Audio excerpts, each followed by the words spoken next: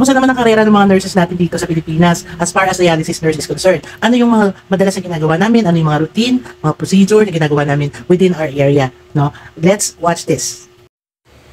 It is 5 a.m. Kailangan nakaprepare ka na wear your mask, your headrest, and of course your gloves, no, upon handling all the equipment na gagamitin natin for hemodialysis of our clients.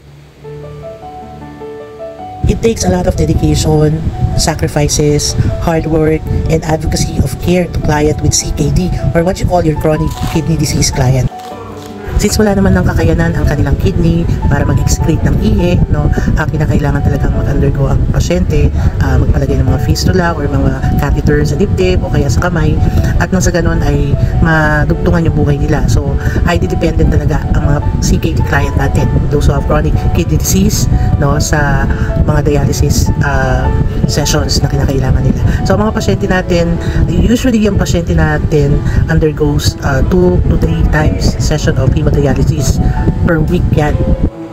Kaya kailangan hindi makapag-skip ng session ng mga pasyenteng ito, no, dahil nga wala na silang kakayanan para makaihi, no, nakadependent yung kanilang buhay sa dialysis na tinatawag nilang hemodialysis na yan.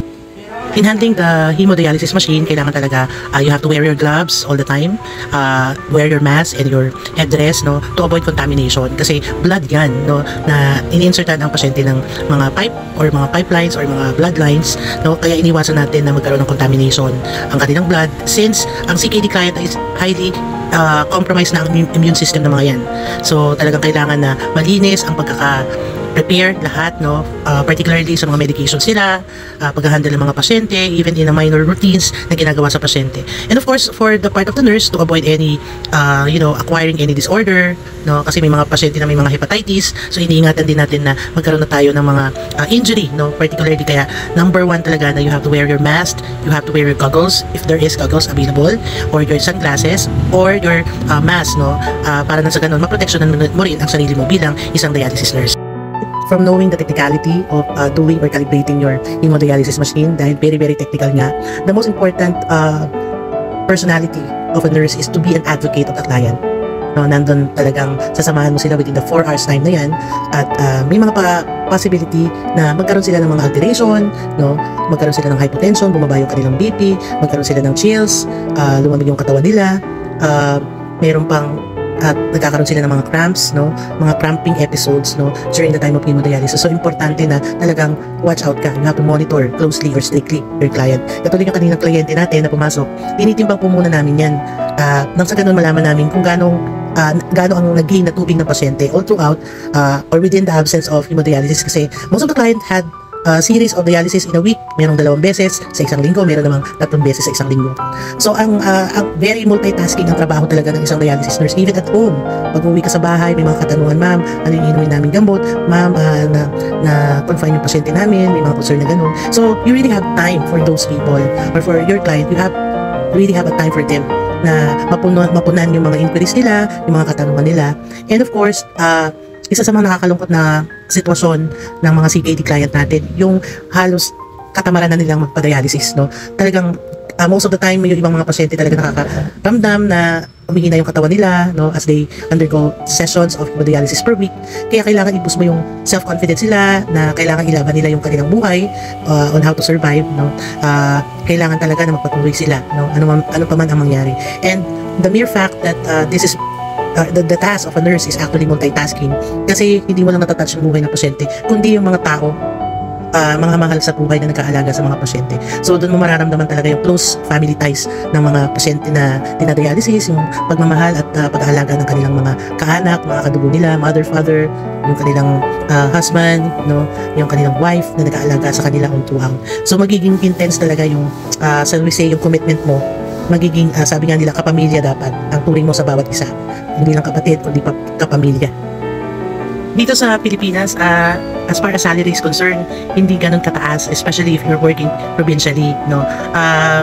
Much better siguro if you are aiming for a higher salary, you can vouch on working sa mga public institution. Kaya lang, siyempre, pag public, the more maraming pasyente dyan, mas maraming trabaho mas maraming gawain kasi pila-pila mga taong nagpapadialysis ngayon sa Pilipinas. No, unlike with private centers na limited ang mga pasyente mo, usually in a day, meron kang 8 hanggang 11 na patient in a day kasi they are ought to finish the session within 4 hours time. So likely may mga sets ng client or batches na pupunta within your shift, no, 8-hour shift or 12 hours. So hindi ganun kataas yung sweldo as far as salary is concerned. Kailangan talaga mahaba ang pasensya mo, and of course learning from all the experiences, no, hindi lang palaging money ang involved dito, no. It's iba yun iba yung mafe-feel mo na commitment mo sa bawat mga pasyente na pagsisilbihan mo, no. Minsan hindi mo na iniisip din yung salary. But then of course, in time, tumadagdag yung kaalaman mo, there will be possibility na tumaas yung sweldo, have another opportunity with other centers, possible yun, no? At pag natututo ka sa puso mo yung mga tasks ng isang dialysis nurse, marami kang magigain not only salary per se or finances, nagiging malalim yung tingin mo sa buhay, no? Nagiging mas malalim ang nakikita mo sa paligid mo, no? Mas lumalalim yung iyong pagkatao bilang isang nurse, not only a nurse but a human being also.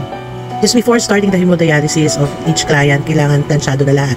Dapat ang water supply malinis para hindi tayo makapag-harbor ng microorganism sa mga pasyente, dahil lilinisin ang dugo ng pasyente, no? Tatanggalin yung mga electrolytes, no? Lahat ng mga impurities through water supply. So number 1, na kailangan malinis ang tubig na ginagamit sa mga pipe-in ng ating hemodialysis. Pagbaguhan ka, you are learning, no? If you will be a dialysis nurse soon or in the future, everything is a learning process. So natututo ka.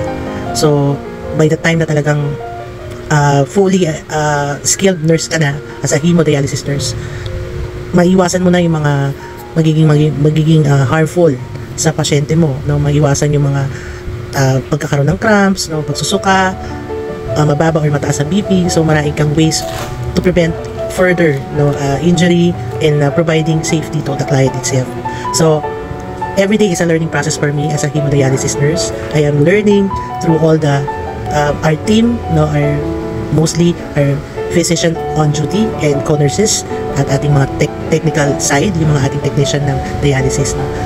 It's a very fulfilling job to be a dialysis nurse. Very, very fulfilling, no. Kaya for those who are future nurses, no, this is actually a good specialty, no, for you to practice your commitment, your patience, your love to each and every one na ating mga pasyente.